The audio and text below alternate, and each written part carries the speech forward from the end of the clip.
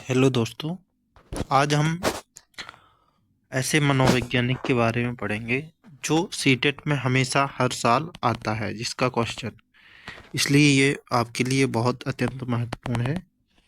इनका नाम है लेब वाइगोत्स्की। लेब वाइगोत्स्की का संज्ञानात्मक विकास का सिद्धांत, इसके बारे में पढ़ेंगे।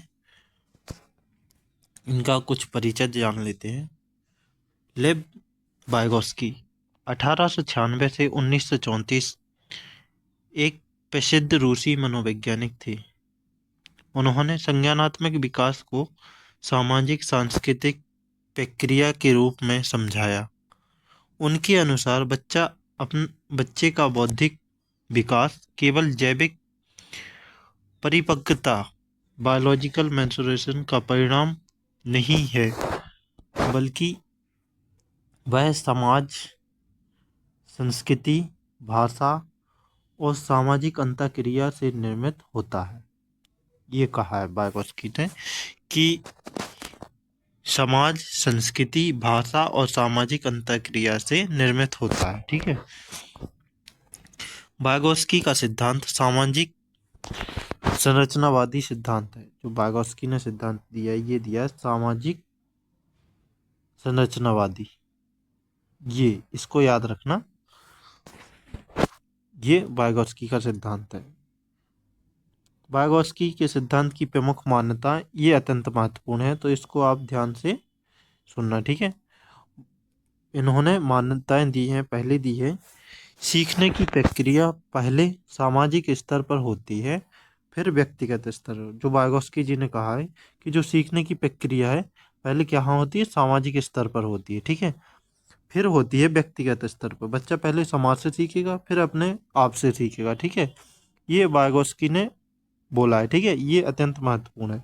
दूसरा इन्होंने बोला है, भाषा संज्ञानात्मक विकास का सबसे महत्वपूर्ण माध्यम। जो वाइगोत्स्की है ना, इन्होंने भाषा को अत्यंत महत्वपूर्ण माना है कि जो संज्ञानात्मक विकास है उसके लिए भाषा अत्यंत महत्वपूर्ण है, सबसे महत्वपूर्ण है। और इन्होंने आगे बोला है, समाज और संस्कृति सोचने की दिशा तय करती है।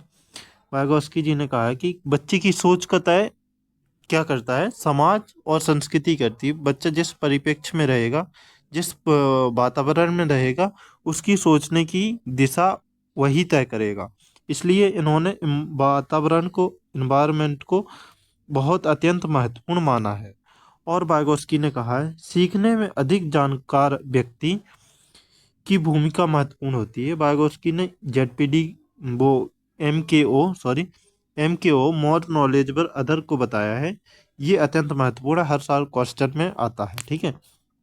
इन्होंने कहा कि जब बच्चा सीखता है तो उस समय उसको अपने से अधिक जानकार व्यक्ति की आवश्यकता पड़ती है, और जो उससे अधिक जानकार व्यक्ति होता है वह उसको अच्छे से सिखा देता है। ठीक है। अगला है सामाजिक अंतःक्रिया। उन्होंने बोला है कि बच्चा कैसे समाज में अंतःक्रिया करता है। ठीक है। उन्होंने बोला, वाइगोत्स्की के अनुसार बच्चा अकेले रहकर प्रभावी ढंग से नहीं सीख सकता। जो वाइगोत्स्की जी ने कहा, बच्चा अकेले, सॉरी, वाइगोत्स्की जी ने बोला सामाजिक अंतःक्रिया। ठीक है। वाइगोत्स्की के अनुसार बच्चा अकेले रहकर प्रभावी ढंग से नहीं सीख सकता। वह अपने आसपास के लोग, माता पिता, शिक्षक, सहपाठी और समाज के साथ बातचीत के माध्यम से ज्ञान अर्जित करता है। वाइगोत्स्की ने महत्वपूर्ण बताया है कि बच्चा समाज से ज्ञान आकर्षित करता है, वह अकेले नहीं सीखता। समाज में उनके माता पिता, उनके शिक्षक और उनके सहपाठी और समाज और जो उसके मित्र होते हैं, उनसे बातचीत करके वह अपने ज्ञान को बढ़ाता है। ठीक है। उसको अर्जित करता है। जैसे मैं उदाहरण देकर बताता हूँ आपको। उदाहरण, जब कोई बच्चा गणित का सवाल अकेले हल नहीं कर पाता, लेकिन शिक्षक या मित्र की सहायता से हल कर लेता है, तो यह सामाजिक अंतःक्रिया द्वारा सीखने का उदाहरण है। मतलब जब कोई बच्चा है, वह किसी सवाल को, गणित के सवाल को अकेले हल नहीं कर पाता है, और उसको हल करने के लिए जब अगर उसको कोई शिक्षक या कोई मित्र है सहायता दे दे, तो वह उसको कर लेता है। इसी प्रक्रिया को वाइगोत्स्की ने कहा कि यह सामाजिक अंतःक्रिया है। ठीक है, अगला आ गया हमारा अधिक जानकार व्यक्ति, MKO, मोर नॉलेजेबल अदर। ये कौन होते हैं? तो वाइगोस्की जी ने कहा मोर नॉलेजेबल अदर वह व्यक्ति होते हैं जिनके पास बच्चे की तुलना में अधिक ज्ञान, अनुभव और कौशल होते हैं। तो उनका कहने का मतलब है जो मोर नॉलेजेबल अदर होते हैं उन्हें वे व्यक्ति होते हैं जो जिस बच्चे को सिखा रहे हैं उससे उनके अनुभव, उनके कौशल और उनका ज्ञान अधिक हो। जैसे उनके जैसे शिक्षक, माता पिता, बड़े भाई बहन, सहपाठी और तकनीकी उपकरण भी आ सकते हैं। ठीक है, जैसे स्क्रीन रीडर, ऑडियो टूल आदि। उदाहरण बताऊं मैं, ये आ सकते हैं, इसमें ये भी हो सकते हैं। ठीक है, ये भी कोई गलत नहीं है, ये भी ठीक है। ठीक है, आपको डाउट लग रहा होगा कि ये स्क्रीन रीडर और ऑडियो टूल्स कैसे मोर नॉलेजेबल होता है। इसलिए है क्योंकि ये किसी भी टेक्स्ट को या ऑडियो टूल होते हैं ये उनको सुनाकर बता देते हैं बच्चे को। ठीक है, इसलिए इनको महत्वपूर्ण माना गया। उदाहरण जैसे मैं चलो उदाहरण से समझा देता हूँ आपको। दृष्टिबाधित बच्चे के लिए ब्रेल शिक्षक या ऑडियो सामग्री उपलब्ध कराने वाला व्यक्ति MKO की भूमिका निभाता है। ठीक है, MKO की भूमिका कौन निभाता है? जो दृष्टिबाधित अगर कोई बच्चा है तो उसको ब्रेल शिक्षक या ऑडियो सामग्री उपलब्ध कराने वाला व्यक्ति MKO कहलाता है। ठीक है, MKO का मतलब आप समझना, मैं उसके लिए शॉर्ट में इसलिए बोल रहा हूँ, इसका मतलब है मोर नॉलेजेबल अदर। ठीक है, अगला बोला है हमारे वाइगोस्की ने, अगला पॉइंट दिए निकटवर्ती विकास क्षेत्र, जोन ऑफ प्रॉक्सिमल डेवलपमेंट, इसको बोलते हैं हम ZPD। ठीक है, ZPD क्या है हम इसको बताते हैं। ठीक है, अभी हम समझेंगे ZPD। ZPD वह अंतर है जो बच्चा अपने दम पर कर सकता है और किसी की सहायता से जो कर सकता है उसके बीच का अंतर।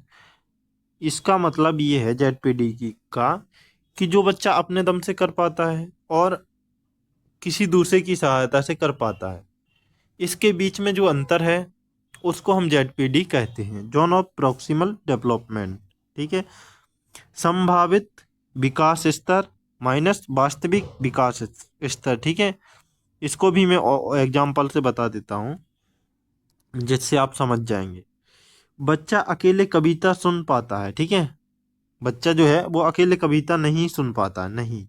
ठीक है, लेकिन शिक्षक की मदद से सुन लेता है वो, और वही बच्चा शिक्षक की मदद से उस कविता को सुन पाता है। यही ZPD कहलाता है। ठीक है, यही जोन ऑफ प्रॉक्सिमल डेवलपमेंट कहलाता है। ठीक है, अब अगला आया हमारा स्केप फोल्डिंग। ये भी इम्पोर्टेंट बताया सर ने, जो लैब बायोगॉस की है, उन्होंने बोला कि स्केप फोल्डिंग बच्चे के लिए क्यों महत्वपूर्ण है और कैसे उसको प्रोवाइड करानी चाहिए। स्केप फोल्डिंग वह शिक्षण प्रक्रिया है, जो स्केप फोल्डिंग है यह एक क्या है? शिक्षण प्रक्रिया। ठीक है, क्या है? शिक्षण प्रक्रिया, जिसमें शिक्षक या मोर नॉलेजेबल अदर बच्चे को अस्थायी सहायता प्रदान करता है, मतलब कुछ समय के लिए उसको सहायता देता है। जैसे जैसे बच्चा सक्षम होता है सहायता धीरे धीरे कम कर दी जाती है। इसका कहने का मतलब है कि ये एक ऐसा शिक्षण प्रक्रिया जिसमें शिक्षक या जो MKO है वह बच्चा को अस्थायी सहायता दे, थोड़े से समय को सहायता देता है। ठीक है, और जैसे जैसे बच्चा स्वयं करने में सक्षम हो जाता है तो उसको सहायता देनी कम कर दी जाती है। इसको स्कैप फोल्डिंग बोलते हैं। ये बहुत आता है एग्जाम में, ये हर साल इसको इम्पोर्टेंट ही समझो आप, ये हमेशा आता ही रहता है। ठीक है, तो इसका फोल्डिंग समझ गए आप क्या होता है? चलो इसको थोड़ा और उदाहरण से बता देता हूँ। पहले शिक्षक पूरा सवाल हल करके दिखाता है, जैसे कोई शिक्षक है बच्चे को पहले पूरा सवाल हल करके दिखा देगा। ठीक है, उसके बाद फिर आंशिक संकेत देता है। ये आंशिक मतलब जब बच्चा शिक्षक ने पूरा दिखा दिया तो उसके बाद बच्चे को थोड़ा सा संकेत दे दिया, ठीक है, कि ऐसे करना। अंत में बच्चा स्वयं हल कर लेता है। जब उसको संकेत दे दिया तो बच्चा धीरे धीरे अंत में स्वयं हल कर लेता है। ठीक है, भाषा और चिंतन का संबंध। अब जो वाइगोस्की जी ने बोला है कि भाषा और चिंतन का कैसे संबंध है, ठीक है। लैंग्वेज एंड थॉट्स का संबंध। वाइगोस्की के अनुसार भाषा केवल संवाद का साधन नहीं है। जो वाइगोस्की ने बोला, भाषा केवल संवाद का साधन नहीं है, बल्कि यह सोचने का उपकरण भी है। इन्हीं बोला है कि जो भाषा है ये सोचने का एक उपकरण है, ओनली संवाद का साधन नहीं है, इसमें सोचने का भी उपकरण है, ठीक है। भाषा के 3 स्तर बताएं, ये भी आप ध्यान रखना। जो लेव वाइगोस्की जी हैं, इन्होंने भाषा के कितने स्तर बताए? 3 स्तर बताए। नंबर 1 है सामाजिक भाषा। सामाजिक भाषा वह होती है जिसमें से बच्चे दूसरों से बातचीत करते हैं, ठीक है। समाज में बातचीत करते हैं, अपने दोस्तों से बातचीत करते हैं, यह सामाजिक भाषा हो गया। दूसरा नंबर है निजी भाषा। निजी भाषा वह होती है जिससे बच्चा अपने स्वयं से बोलकर कार्य करता रहता है, ठीक है। अगला है आंतरिक भाषा। आंतरिक भाषा ऐसी भाषा कहलाती है आंतरिक भाषा ऐसी भाषा कहलाती है जिसमें मन ही मन में सोचकर समस्या का हल किया जाता है। जैसे जो ये बच्चे हैं, जैसे आप हो, तो आप कुछ भी सवाल करना है तो सोचना है, मन ही मन में सोच लेते हो, सोच थोड़ी करते हो। ये आंतरिक भाषा होती है, ठीक है। ये एक मैं आपको एग्जांपल देता हूँ जो निजी भाषा है उसका, ठीक है। सॉरी, बच्चा खुद से कहता है पहले यह करूँगा फिर वह करूँगा। यह निजी भाषा का उदाहरण है, ठीक है। बच्चा अपने मन में सोचता रहता है कि पहले इस खिलौने को जोड़ूंगा, फिर इसको लगाऊंगा, फिर इसको लगाऊंगा। जब बच्चे खेलते हैं ना, तो यह निजी भाषा है, बच्चा अपने आप में बात करता रहता है, ठीक है। अगला है संस्कृति की भूमिका, ठीक है। वाइगोस्की के अनुसार संस्कृति वह निर्धारित करती है कि बच्चा क्या सोचेगा और कैसे सीखेगा। यह संस्कृति ही निर्धारित करती है कि बच्चे के विचार किस स्थान पर आएंगे, क्या सोचेगा। भाषा भाषा, परंपरा, सामाजिक मूल्य और शिक्षा प्रणाली संज्ञानात्मक विकास को प्रभावित करते हैं। ये क्या क्या प्रभावित करते हैं संज्ञानात्मक विकास को? इसमें 3 पॉइंट है: भाषा, परंपराएं और सामाजिक मूल्य शिक्षा प्रणाली को प्रभावित करते हैं, ठीक है। इसका एग्जाम्पल देता हूं आपको, उदाहरण जिससे आप समझेंगे। ग्रामीण और शहरी बच्चे की सोचने की शैली में अंतर उनकी सांस्कृतिक पृष्ठभूमि के कारण होता है। जो ग्रामीण बच्चा होगा उसकी सोचने की शैली में अंतर, और जो शहरी बच्चा होगा उसकी सोचने की शैली में अंतर उनकी संस्कृति के आधार पर होता है। बच्चे जो देखते हैं, जिस वातावरण में रहते हैं, वही सीखते हैं। इसलिए ही कहा गया बच्चे अपने आसपास के वातावरण से ही सीखते हैं। बच्चे के जो परिवार में, जो समाज में होगा, बच्चा उसी आधार पर सोचेगा, ठीक है। अब अत्यंत महत्वपूर्ण है अपना शैक्षिक निहितार्थ। ये अत्यंत महत्वपूर्ण है, जिसको मोस्ट इम्पोर्टेंट बोलते हैं। इसको ध्यान से वो मतलब सॉरी ध्यान से वो याद करना आप लोग, ठीक है। उनका कहना है कि समूह आधारित शिक्षण अधिक प्रभावी होता है। वाइगोस्की जी ने कहा है जो समूह आधारित शिक्षण है यह अधिक अधिक प्रभावी होता है। समूह आधारित मतलब समूह में बच्चों को सिखाना, ये अधिक प्रभावी होता है, जिससे बच्चे अधिक से अधिक सीखते हैं। अगला है शिक्षक को मार्गदर्शक, फैसिलिटेटर की भूमिका निभानी चाहिए। ये भी अत्यंत महत्वपूर्ण है, इसको याद रखना। जो शिक्षक होता है ये क्या होता है? फैसिलिटेटर। इसको एनईपी 2020 में भी बताया गया है। जो एनईपी 2020 है ना, इसमें भी शिक्षक को बताया गया है कि शिक्षक क्या है? शिक्षक एक फैसिलिटेटर है, इसलिए इसको भी आप याद रखना, ठीक है। सहयोगात्मक अधिगम। इन्होंने बोला है वाइगोस्की ने कि कोलैबोरेटिव लर्निंग को बढ़ावा देना चाहिए। ये बोलते हैं कि बच्चों को कोलैबोरेटिव लर्निंग को बढ़ावा देना, सहयोगात्मक अधिगम, सहयोग के साथ सीखना चाहिए, ठीक है। इसको बढ़ावा देना चाहिए। विशेष आवश्यकता वाले बच्चे, जैसे जो स्पेशल चाइल्ड हैं, स्पेशल स्टूडेंट हैं, उनको, जैसे दृष्टिबाधित, श्रवण बाधित के लिए जेडपीडी आधारित शिक्षण आवश्यक है।